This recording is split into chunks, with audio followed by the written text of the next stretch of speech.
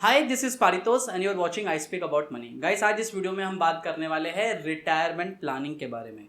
अब अपने retirement planning के लिए कॉर्पस कितना चाहिए, ये कैसे कैलकुलेट करोगे, इसके लिए मैंने पूरा एक एक्सेल बनाया हुआ है। हालांकि इस पर मैंने एक ऑलरेडी पहले वीडियो बनाई हुई थी, लेकिन आज हम सिर्फ रिटायरमेंट प्लानिंग पे कॉर्पस कैसे कितना चाहिए इसी पे बात नहीं करने वाले। साथ ही में स्टेप अप एसआईपी कैसे कैलकुलेट करोगे आप अपने रिटायरमेंट कॉर्पस के लिए, और साथ में मैं ये भी बताने वाला हूँ अपने रिटायरमेंट के लिए आपको कौन से फंड में निवेश करना चाहिए। तो स्टेप बाय स्टेप पहले बात हम करेंगे रिटायरमेंट कॉर्पस कितना चाहिए, इसको कैसे कैलकुलेट करोगे। दूसरा हम बात करेंगे स्टेप अप एसआईपी के थ्रू आप अपने रिटायरमेंट को कैसे प्लान कर सकते हो। तीसरा हम बात करेंगे कि रिटायरमेंट प्लानिंग के लिए कौन से फंड्स मेरी तरफ से आप लोगों को मैं सजेस्ट करूँगा। तो सर, सबसे पहले हम आ गए हैं रिटायरमेंट प्लानिंग कैलकुलेशन के लिए कि आप कैसे कैलकुलेट करोगे। हालांकि एक्सेल मैंने कभी पहले भी अपनी पुरानी वीडियो में डिस्कस किया हुआ है, लेकिन फिर भी काफ़ी लोगों को शायद ये डेटा में और थोड़ा सा मुझे एक एडवांस बताना था कि स्टेप अप एसआईपी और बाकी फंड्स के बारे में, इसलिए मैं दोबारा बता रहा हूँ।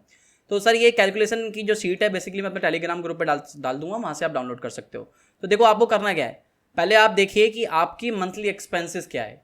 मतलब ये वो मंथली एक्सपेंसेस जो नेसेसरी एक्सपेंसेस। अब यहाँ पे आप वो नहीं डालोगे कि जो आप मूवीज़ में जाते हो, आप बड़े होटल में डिनर करना चाहते हो। ये वो एक्सपेंसेस है जो ज़रूरी एक्सपेंसेस है।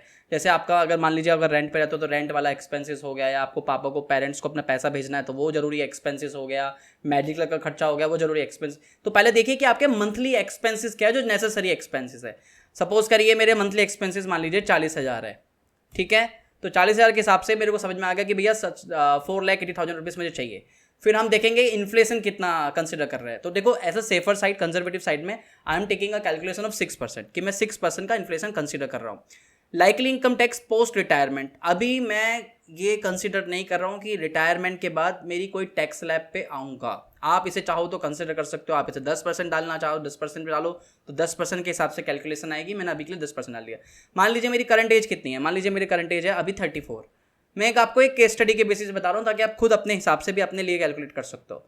तो रिटायरमेंट एज मान लीजिए मैं मान रहा हूँ कि मैं 55 ईयर्स में रिटायरमेंट हो जाऊँगा। मैं लाइफ एक्सपेक्टेंसी मैं एक्सपेक्ट कर रहा हूँ कि मैं 80 ईयर्स तक आई विल बी सर्वाइविंग। तो मुझे मतलब 55 साल से लेके 80 ईयर्स तक के लिए अपनी जो एक कॉर्पस चाहिए, ताकि मेरी लाइफ एक्सपेक्टेंसी मतलब till my age of life expectancy मेरे पास रिटायरमेंट का कॉर्पस अच्छा इंटैक्ट रहे। तो सर, इस कैलकुलेशन के हिसाब से एट द एज ऑफ 55 आपकी जो 40,000 का खर्चा है वो उस समय कितना हुआ आपका, ये जो expense in the first year of retirement,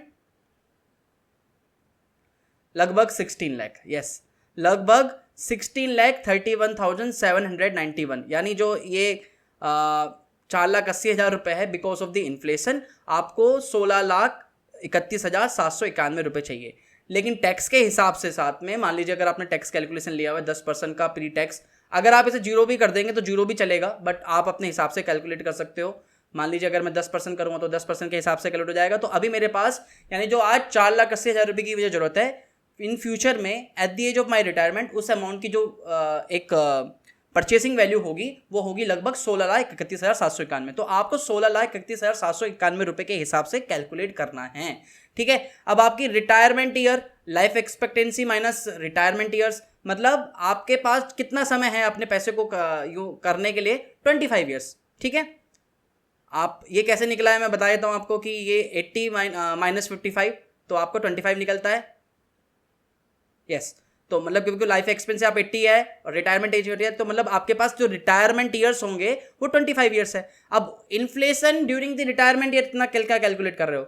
मैं यहाँ पे भी कंजर्वेटिव साइड में 6% ले रहा हूँ, बट ये कम भी हो सकता है, ज़्यादा भी हो सकता है। अब अपने हिसाब से इसे कैलकुलेट करना, मैं 6% के हिसाब से ले रहा हूँ। अब हम यहाँ पे कंसिडर कर रहे हैं कि investment returns on retirement corpus, जो भी आपका रिटायरमेंट का कॉर्पस होगा आप उसमें कितना रिटर्न एक्सपेक्ट कर रहे हो। आप उसमें 9% भी कर सकते हो, उसमें 10% भी कर सकते हो, इट्स योर कॉल। चलिए मैं अभी 9% के हिसाब से कैलकुलेट कर रहा हूँ। तो यानी जो नेट रिटर्न होगा वो होगा 2.83% के हिसाब से। मतलब 9% माइनस इन्फ्लेशन करके जो एक नेट रिटर्न निकल के आएगा वो 2.8% 3% के करीब होगा। यानी आपको जो रिटायरमेंट कॉर्पस चाहिए आज की डेट में वो लगभग 2.97 CR चाहिए। यानी अगर आपका खर्चा आज 40,000 रुपये का है और आप 55 ईयर्स की एज में रिटायर्ड होना चाहते हो, तो आपको रिटायरमेंट के लिए जो प्लान करना है, जितना कॉर्पस चाहिए वो लगभग 2.97 CR चाहिए होगा।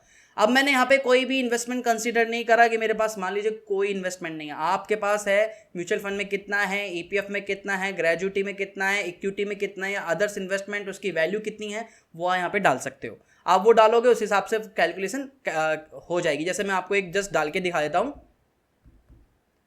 तो मेरे हिसाब से उस हिसाब से मेरा अमाउंट कैलकुलेट हो गया। लेकिन अभी के लिए आई एम टेकिंग कि मेरे पास कोई भी इन्वेस्टमेंट नहीं, I am the new and I am planning the first time for the my retirement planning.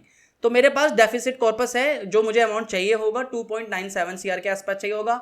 Number of year retirement, अभी जो मुझे ये अमाउंट एक्यूमुलेट करना है कितने सालों में करना है, 21 सालों में। अब मैं how much returns I am expecting with this investment, जो मैं आज से एसआईपी कर रहा हूँ मैं उस पर कितना रिटर्न्स एक्सपेक्ट कर रहा हूँ, इस पर मैं पहले भी वीडियो बना चुका हूँ। अगर आप सेफर साइड में जाओ तो कम से कम 10 से 12% रिटर्न कंसिडर कर सकते हैं हम इस पर। एक सेकेंड, तो हमारा जो ये मैं मान लेता हूँ 10%, आप इसे 11% मानो, 12% मानो, इट्स योर कॉल। तो 11% मान लेते हैं चलो। तो मैं 11% एजम्पशन कर रहा हूँ। आप सब लोगों की अपनी अलग अलग रिक्वायरमेंट होगी, तो आप अपने हिसाब से इसे फिल करोगे। तो सर देखिए, अगर 11% रिटर्न की एक्सपेक्टेशन ले रहे हैं तो यानी आपके पास, अगर आप आज 33,27,621 रुपीज़ अपने इन्वेस्टमेंट करते हो उस इन्वेस्टमेंट ऑप्शन में जहाँ पे आपको 11% कंसिस्टेंटली रिटर्न मिल रहा है, तो एट द एज ऑफ 55 आपके पास 2.97 CR अमाउंट होगा। ये रिटायरमेंट प्लानिंग की कैलकुलेशन कर ली। अदरवाइज आपको आज से 30,436 रुपीज़ मंथली की SIP करनी होगी फॉर द नेक्स्ट 21 ईयर्स, तब जाके आपके पास जो रिटायरमेंट कॉर्पस होगा वो होगा 2.97 CR। बट बात ये आती है कि हर किसी के लिए consistently 30,436 every month for the next 21 year करना पॉसिबल नहीं है। तो वहाँ बात आती है स्टेप अप SIP की। तो स्टेप अप SIP क्या होती है कि आपकी जो भी एबिलिटी है अमाउंट की, क्योंकि देखो यार, सिर्फ रिटायरमेंट के लिए प्लान नहीं करना ना, फाइनेंशियल प्लान। आपके पास चाइल्ड एजुकेशन का एक अलग प्लान है, आपको वैकेशन पे जाना है उसके लिए अलग से प्लान करना है, अपना घर बनाना है उसके लिए एक अलग से प्लान बनाना है। अगर सारा का सारा SIP का अमाउंट आपका रिटायरमेंट प्लानिंग के लिए जाएगा तो बाकी के लिए चीज़ों के लिए पैसा नहीं बचेगा।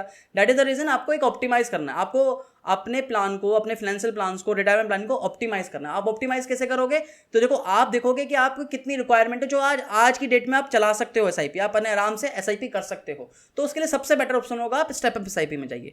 ये एक एडवाइजर खोज का टूल है। आई एम नॉट एसोसिएटेड और एफिलेटेड विद एडवाइजर खोज किसी भी तरीके से, लेकिन मुझे काफ़ी सही टूल्स लगते हैं एडवाइजर खोज के, that is why I am telling you. तो एडवाइजर खोज पे आप क्या कर सकते हो, जैसे कि मान लीजिए आज मेरे पास मैं एक जस्ट उदाहरण ले रहा हूँ कि मैं भाई 30,000 रुपये महीने की SIP नहीं कर सकता हूँ, पर चलो मैं 15,000 रुपये महीने की SIP कर सकता हूँ। कितने साल के लिए करनी है मुझे लगभग 240, मुझे 21 ईयर्स है, तो लगभग ये हो गया हमारा 252 मंथ्स के लिए आपको प्लान करना है। तो 15,000 रुपये महीने की SIP मैं आज कर सकता हूँ। 252 मंथ्स मैं कितना रिटर्न एक्सपेक्ट कर रहा हूँ? मैं 11% रिटर्न एक्सपेक्ट कर रहा हूँ। मैं कितने हर साल अपनी SIP के अमाउंट को कितने परसेंटेज से बढ़ा सकता हूँ? मान लीजिए मैं 20% से बढ़ाता हूँ। 20% का मतलब है कि अगर मैं आज 15,000 रुपये महीने की SIP कर रहा हूँ, तो from the next year, second year से मैं आई कैन स्टार्ट 18,000 SIP, फिर नेक्स्ट थर्ड ईयर से 21,000 रुपये की, फिर चौथे साल से 24,000 से कर सकता हूँ। तो इस तरीके से हर साल मेरी SIP का अमाउंट 3,000 से बढ़ा रहा हूँ। जैसे जैसे आपकी आपकी एक इंक्रीमेंटल होती रहेगी आपकी इनकम में, आप अपने SIP का अमाउंट को इंक्रीज कर सकते हो।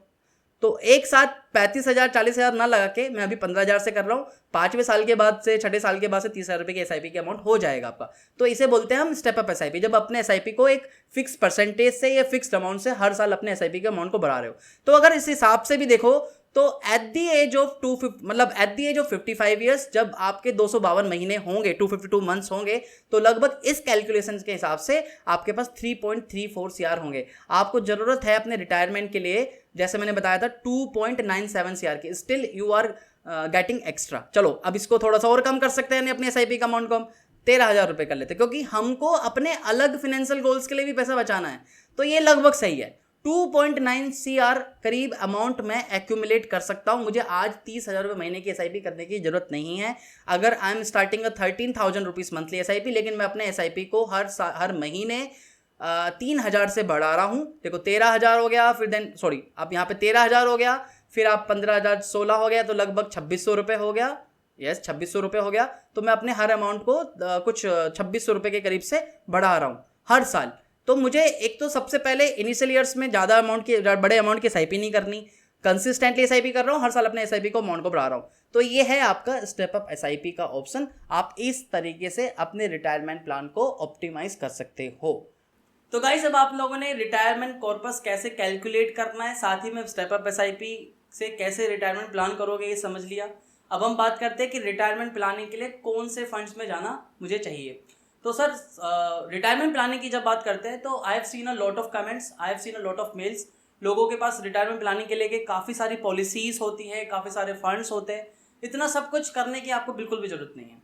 रिटायरमेंट प्लानिंग की जब बात आती है तो आपको 3 कैटेगरी इनफ है, they are the more than enough. इससे ज़्यादा जानने की आप बिल्कुल भी ज़रूरत नहीं है। सबसे पहले आई सजेस्ट यू कि आप एक फ्लैक्सी कैप फंड लीजिए। आपको फ्लैक्सी कैप फंड में Parag Parikh flexi cap fund is a very very good choice in the name of the retirement, because यहाँ पे हम रिटायरमेंट की जब बात करें तो 10 साल प्लस की बात कर रहे हैं। तो आपको लार्ज कैप का एक्सपोजर मिल जाएगा, मिड कैप का एक्सपोजर मिल जाएगा, साथ ही में स्मॉल कैप, प्लस आपको ग्लोबल डाइवर्सिफिकेशन में मिलता है पराग पारिक में, बिकॉज वहाँ पे थोड़ा सा एक्सपोजर आपका ग्लोबल स्टॉक्स में भी इन्वेस्टमेंट होता है। और बिलीव मी गाइस, देखो कई बार ऐसा होता है, जैसे 2008 और 2009 के मार्केट की बात कर लीजिए कि इंडियन मार्केट ज़्यादा गिरा था, लेकिन यूएस डेवलप मार्केट थोड़ा कंपेरेटिवली कम गिरा था। तो साथ ही में रुपये की डेप्रिसिएशन की वजह से भी आपके पोर्टफोलियो पे हैज हो जाता है और आपको एक एक्स्ट्रा रिटर्न्स कमाने का मौका मिल जाता है। इसलिए ग्लोबल स्टॉक्स का पोर्टफोलियो में होना जरूरी है। और जहां लॉन्ग टर्म के पोर्टफोलियो की बात करें, जैसे रिटायरमेंट प्लानिंग, तो डेफिनेटली इंटरनेशनल स्टॉक्स और ग्लोबल स्टॉक्स में आपका पोर्टफोलियो होना चाहिए। तो डायरेक्टली ना लेके पराग पारिक फ्लेक्सी के फंड, आपको वहां पे वो एक्सपोजर मिल रहा है, तो दिस इज द रीजन मैं आप लोगों को ही सजेस्ट कर रहा हूँ पराग पारिक। तो this is my first suggestion जो रहेगा आपको कि फ्लेक्सी के फंड में पराग पारिक फ्लेक्सी के फंड। दूसरे नंबर पे I suggest you go with the small cap. Small cap में क्यों बता रहा हूँ, तो देखो स्मॉल कैप पे मैंने ऑलरेडी एक वीडियो बनाई हुई है जहां मैंने आप लोगों को सजेस्ट किया हुआ है कि 2021 में अगर स्मॉल कैप फंड में निवेश करना है तो कौन से फंड बेहतर होंगे। आप मेरी वो वीडियो रेफर कर सकते हैं, मैंने वहाँ पे पूरा डिटेल्ड वीडियो रिव्यू करा हुआ है। तो अगर मुझे अभी कोई नाम बताना पड़े तो you can go with axis small cap, DSP small cap, साथ ही में आप मेरी वीडियो रेफर कीजिए। लेकिन स्मॉल कैप डेफिनेटली आपके रिटायरमेंट प्लानिंग के लिए आपके कॉर्पस में, आपके पोर्टफोलियो में डेफिनेटली होना चाहिए। एक हो गया फ्लेक्सी कैप, दूसरा हो गया स्मॉल कैप, तीसरा I suggest you with the index fund. अब यहाँ पे मैं इंडेक्स फंड की बात कर रहा हूँ तो काफी लोग सोचोगे निफ्टी 50 की बात कर रहा हूँ। Guys, I am not suggesting you for the Nifty 50। हो सकता है मैंने निफ्टी 50 के लिए कभी पहले वीडियो बनाया हो, but on the basis of the data points I am not referring to Nifty 50 right now. अगर आपको रिटायरमेंट प्लानिंग के लिए प्लान के लिए कॉर्पस इकट्ठा करना है तो मेरे हिसाब से आपको अगर इंडेक्स फंड में जाना है, आप इंडेक्स फंड में इसलिए निवेश करते हो क्योंकि यहाँ पे कंपेरेटिवली आपके एक्सपेंसेस कम होते हैं, तो बेटर होगा आप निफ्टी नेक्स्ट 50 में जाइए। अब ये निफ्टी नेक्स्ट 50 क्या है सर? शुरू की top 100 companies as per the market capitalization are the large caps. जो शुरू की टॉप 50 कंपनीज होती है, शुरू की top 100 companies is the large cap. शुरू की जो टॉप 50 कंपनीज होती है दे आर द निफ्टी 50। उसके बाद जो नेक्स्ट 50 होती है they are the Nifty next 50। Why I'm telling you about the Nifty Next 50? Why I'm not telling you about the Nifty 50? तो बेसिकली मैंने इसको एक डेटा पॉइंट्स पर कैलकुलेट करा है। 2010 से लेके 2020 तक, 2010 से लेके 2021 तक का एक डेटा पॉइंट्स मैंने चेक करा है डेली बेसिस पर। उसी के बेसिस पर मैं आप लोगों को सजेस्ट कर रहा हूँ। तो वो डेटा पॉइंट्स मैं थोड़ा सा दिखा देता हूँ आपको, फिर आप लोगों को थोड़ा समझ में आएगा। तो गाइस, जैसा मैं आपको बता रहा था कि क्यों आपको निफ्टी नेक्स्ट 50 में जाना चाहिए, क्यों निफ्टी 50 में नहीं। तो देखो, इंडेक्स फंड की बात करता हूँ तो मैंने यहाँ पे एक कंपैरिजन किया हुआ है। यहाँ मैंने निफ्टी 50 का डेटा भी लिया हुआ है, डेली क्लोजिंग का डेटा है 2010 से लेके 2021 तक का। इसको मैंने जस्ट थोड़ा सा डेटा पॉइंट्स पर थोड़ा सा मैंने इसको एनालिसिस करा है, वो एनालिसिस में बता रहा हूँ। मैंने इसको निफ्टी 50 को भी लिया हुआ है, निफ्टी नेक्स्ट 50 को भी डेटा लिया हुआ है। तो मैं अगर आपको इसका एनालिसिस बताऊँ तो ये हमारा 4 ईयर्स का रोलिंग रिटर्न्स डेटा एंट्री है। 4 ईयर्स का रोलिंग रिटर्न, यानी मैं आज इन्वेस्टमेंट कर रहा हूँ, अपने इन्वेस्टमेंट को 4 साल के लिए होल्ड कर रहा हूँ। मिनिमम पीरियड 4 साल के लिए, क्योंकि 4 साल एक बेसिकली एक मार्केट साइकिल होती है, इस तरीके से समझ लीजिए। तो आप देखोगे जो ब्लू लाइन है this is the Nifty next 50 और जो ऑरेंज लाइन है दिस इज द निफ्टी 50।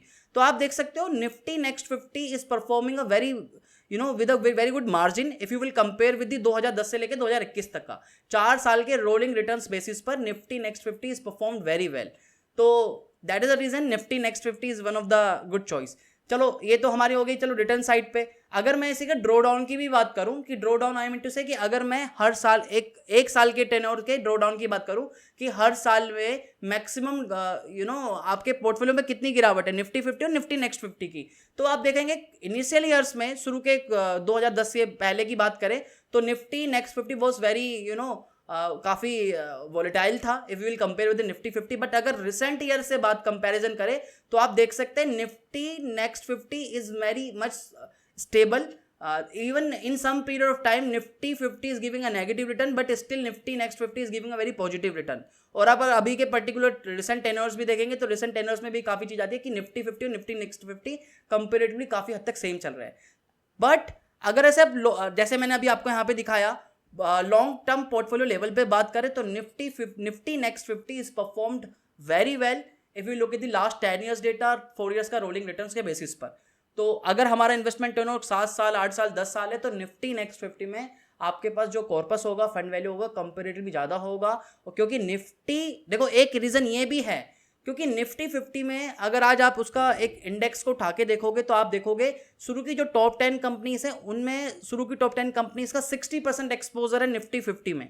लेकिन ऐसा निफ्टी नेक्स्ट 50 में नहीं है. यानी शुरू की जो टॉप 10 कंपनीज है उसमें 60% एक्सपोजर है निफ्टी 50 का, बाकी जो रिमेनिंग कंपनी है 40 उसमें सिर्फ 40% एक्सपोजर है. तो Nifty 50 is not a well diversified portfolio. But वहीं अगर निफ्टी नेक्स्ट 50 की बात करें तो निफ्टी नेक्स्ट 50 में जो एक किसी पर्टिकुलर कंपनी का 3-3.5% के करीब का एक्सपोजर है. लेकिन निफ्टी 50 में ऐसा नहीं है. निफ्टी 50 में से अगर HDFC की बात करें तो 10% एक्सपोजर है निफ्टी 50 का. तो निफ्टी 50 इज ए काफी कंसंट्रेटेड पोर्टफोलियो. और आज भी काफी सारी निफ्टी 50 में काफी सारी कंपनियां, काफी सारी इंडस्ट्रीज अभी भी नहीं आते, तो वो पूरी तरह से डाइवर्सिफाइड नहीं है. लेकिन वही निफ्टी नेक्स्ट 50 की बात करें तो निफ्टी नेक्स्ट 50 में जो आपका सेक्टर का जो एलोकेशन है वो कंपेरेटिवली थोड़ा सा डाइवर्सिफाइड है अगर आप इसे निफ्टी 50 से कंपेयर करें. This is also the good reason कि मैं निफ्टी नेक्स्ट 50 में आपको इन्वेस्टमेंट करने के लिए सजेस्ट कर रहा हूँ. तो गाइस मैंने 3 सजेशन दिए आपको अगर रिटायरमेंट पोर्टफोलियो के लिए आपको इन्वेस्टमेंट करना है. सबसे पहले कि आप फ्लेक्सी कैप फंड में जा सकते हो. दूसरा मेरा जो सजेशन रहेगा गाइस कि आप स्मॉल कैप में जाइए. स्मॉल कैप के लिए मेरी वीडियो रेफर कर सकते हैं. लार्ज कैप में मैं क्यों सजेस्ट नहीं कर रहा हूँ क्योंकि आप ऑलरेडी निफ्टी नेक्स्ट 50 में जा रहे हो. निफ्टी नेक्स्ट 50 और इंडेक्स फंड में अगर बात करें तो निफ्टी नेक्स्ट 50 में सजेस्ट कर रहा हूँ. और अगर मैं निफ्टी नेक्स्ट 50 की बात कर रहा हूँ तो already this is the large cap portfolio, तो इसलिए जरूरी नहीं है कि आपको किसी लार्ज कैप फंड में रखना पड़े क्योंकि ऑलरेडी इतना एक्सपोजर आपको पराग पारिक में मिल जाएगा, आपको निफ्टी नेक्स्ट 50 मिल जाएगा. तो this is the reason. 3 fund 3 category समझ लीजिए, 3 फंड समझ लीजिए. सबसे पहला कि आपको इंडेक्स फंड लेना है, इंडेक्स फंड में लेना है तो निफ्टी नेक्स्ट 50 लीजिए, ज़्यादा बेटर ऑप्शन होगा.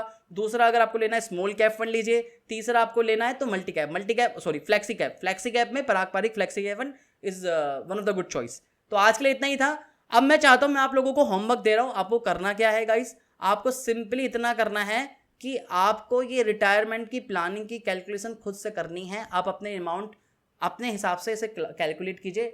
और कुछ भी अगर दिक्कतें हो रही है आपको कैलकुलेशन में, कुछ समझने में, आपको अपने रिटायरमेंट प्लान के कॉर्पस को समझने में, तो मुझे कमेंट करके बताइए. I will help you. मैं आप लोगों की हेल्प करूँगा. एंड बिलीव मी गाइस, इस छोटी सी कैलकुलेशन के लिए, रिटायरमेंट प्लानिंग की कैलकुलेशन के लिए, I know many people because I used to be a financial planner in one point of time. मैं काफ़ी पहले फाइनेंशियल प्लानिंग का काम कर चुका हूँ. तो मैंने देखा है लोग 25-25 हज़ार रुपये दे आर पेइंग. तो आपको कोई ज़रूरत नहीं है, ऑलरेडी यही कैलकुलेशन होती है रिटायरमेंट प्लानिंग के लिए. आप अपने हिसाब से अपना रिटायरमेंट प्लान कैलकुलेट कीजिए. मुझे बताइए अगर आपको कोई रिक्वायरमेंट होती है तो I will help you definitely. मैं इस पर एक अलग से Q&A वीडियो बनाऊंगा आप लोगों के सारे आंसर को कोलेक्ट करके. लेकिन प्लीज़ फंड के सजेशन के लिए मत कमेंट करना. आपको जो भी रिटायरमेंट प्लानिंग के लिए जो भी जरूरी सवाल है वो मुझसे कमेंट करके पूछे, मैं उसमें आपकी हेल्प करूंगा. लेकिन ऐसा मत पूछने दीजिए कि सर इस फंड को रिव्यू कर दीजिए, ये फंड कैसा है, वो फंड कैसा है. नहीं, मैंने उस पर ऑलरेडी वीडियो बनाई हुई है कि स्मॉल कैप में कौन से फंड अच्छे हैं, लार्ज कैप में कौन से अच्छे हैं, मिड कैप में कौन से अच्छे हैं, और बाकी आगे आने वाली वीडियोस में भी कवर करूंगा. तो खैर आज के लिए इतना ही था. अगर ये वीडियो पसंद आई है तो I need a one favour from all of you. मैं चाहता हूं कि आप इस वीडियो पे प्लीज एक लाइक जरूर करें. जो भी लोग वीडियो देख रहे हैं, मेरा टारगेट है इस वीडियो पे 1000 लाइक्स मुझे लाने हैं किसी भी तरीके से. 1000 लाइक्स आएंगे तो मैं ऐसी और भी आपको, जैसे कि अभी मैं I am planning to start child education पे कैसे प्लान करोगे उसका कैलकुलेशन करूंगा. साथ ही में और काफ़ी चीज़ें लाने वाला हूँ फाइनेंशियल प्लानिंग के लिए.